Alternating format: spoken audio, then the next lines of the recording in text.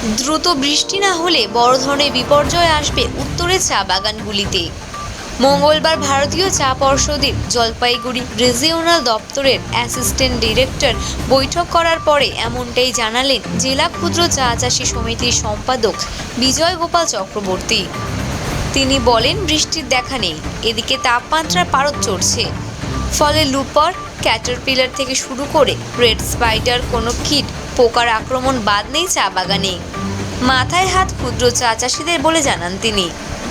চলতি মরশুমে চা বাগানের প্রথম ফ্ল্যাশ যেমন তেমন গেলেও চা চাষিরা দ্বিতীয় ফ্ল্যাশের দিকে তাকিয়েছিলেন, কিন্তু বৃষ্টি না হওয়ায় বাগানে কীট পোকা ছেয়ে গিয়েছে। সামান্য কিছু পাতা উঠলেও বাজারে দাম পাওয়া যাচ্ছে না। এদিকে ক্ষুদ্র বাগানে সেচের কাজ করার সামর্থ্য চা চাষিদের নেই। সার্বিক বিষয় নিয়ে আজ জলপাইগুড়ি, আলিপুরদুয়ার, দার্জিলিং, উত্তর দিনাজপুর, আলিপুরদুয়ার, কোচবিহারের ক্ষুদ্র চা চাষী সংগঠনের প্রতিনিধিদের নিয়ে বৈঠক হয়। ক্লাইমেট চেঞ্জ বা ঋতুর পরিবর্তনের একদম সরাসরি প্রভাব বা আঘাত এসে পড়েছে উত্তরের চা শিল্পে। আমাদের যে চা শিল্প প্রায় 200 বছরের পুরনো। আমি নিজে ব্যক্তিগতভাবে একজন ক্ষুদ্র চা চাষি। আমার 27 বছরের চায়ের জীবনে কোনোদিনও এরকম পরিস্থিতি দেখিনি যে মে মাসে এবং জুন মাসে পাতা নেই বাগানে। 90% বটলি ফ্যাক্টরি বন্ধ। লুপার, ক্যাটারপিলার, থ্রিপস, রেড স্পাইডার বাগান শেষ করে দিচ্ছে। লুপার এমনভাবে পড়ছে টুপটুপ করে উপর থেকে যে কোনো পাতা নেই, শুধুমাত্র ঝাঁটা হয়ে আছে। আর এরকম যদি 15 দিন থেকে বৃষ্টি নেই, আর এরকম যদি চলতে থাকে, চা গাছকে বাঁচানোটাই এখন আমাদের পক্ষে সবচেয়ে বড় চ্যালেঞ্জ। আর সবচাইতে বড় কথা যেটা, যে আমরা দেখেছি অর্থনীতির নিয়মে হচ্ছে, যদি সাপ্লাই কম থাকে, চাহিদা বাড়ে, চায়ের দাম বাড়ে। এক্ষেত্রে চায়ের দামও বাড়ছে না, প্রোডাকশনও নেই। আমরা একটা অসহায় অবস্থার সম্মুখীন। সেজন্য আজকে আমরা টি বোর্ড আজকে একটা মিটিং ডেকেছিল জলপাইগুড়িতে।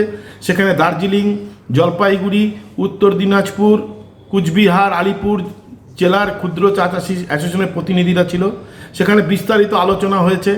আমরা ওনাকে অনুরোধ করেছি এই মতো অবস্থায় যাতে আমাদেরকে, এই যে আজকে একটা খরা, একটা বৃষ্টি নেই, ক্রপ লস, আমাদের কোনো ক্রপ ইন্স্যুরেন্স নেই। আমরা বলেছি টি বোর্ড যাতে একটা প্রাইস সাবসিডি স্কিম, এই রকম পরিস্থিতিতে ইরিগেশনটা যাতে আমাদেরকে ইরিগেশন সাবসিডি দিতে পারে, বা আমরা চাচ্ছি ডোমেস্টিক কনজামশন বা যারা আভ্যন্তরীণ চায়ের যাতে চাহিদা বাড়ে, তার জন্য যদি কোনো রকম প্যাকেজের দরকার হয়, আমরা 5 পয়সা করে গ্রিন লিফে আমরা সরকারকে শেষ দিতে পর্যন্ত রাজি আছি।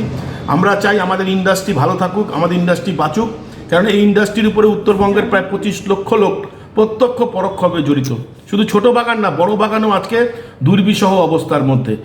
এরকম যদি বৃষ্টিহীন অবস্থা চলতে থাকে, উত্তরের চা শিল্প কিন্তু আরও ভবিষ্যতে ভয়াবহ দিকে কিন্তু ধাবিত হচ্ছে। আজকে টি বোর্ডের পক্ষ থেকে কি বলা হয়? না, টি বোর্ডের পক্ষ থেকে আমাদের কাছে শোনা হলো সমস্ত কিছু। আমরা আমাদের বক্তব্যগুলো পেশ করলাম। যেমন আমাদের গ্রিন লিফ একটা প্রাইস মনিটরিং কমিটি আছে ডিস্ট্রিক্ট, যেটা গত 4 বছর থেকে হচ্ছে না। তা আমরা বারবার করে বললাম যে ডিএম এর পৌরোহিত্যে মিটিংটা প্রতি মাসে হয়, সেখানে বটলি ফ্যাক্টরি, ক্ষুদ্র চাষী, টি বোর্ডের প্রতিনিধিরা থাকে, সেটাও যাতে সচল করা যায় সে ব্যাপারেও বলেছি। আমরা বলেছি মিনিমাম একটা পাতার দাম 25 টাকা হওয়া উচিত, যেখানে আমাদের কস্টিং আছে 20 থেকে 22 টাকা। সেটাও আমরা ওনাকে বলেছি যে আপনি এটা ব্যবস্থা গ্রহণ করুন, এবং আপনি আপনার ঊর্ধ্বতন কর্তৃপক্ষ, টি বোর্ডের যারা পলিসি মেকার, তাদেরকে বলুন যে কিভাবে উত্তরবঙ্গের, আজকে আপনাদের জানাই যেটা আমাদের আনন্দ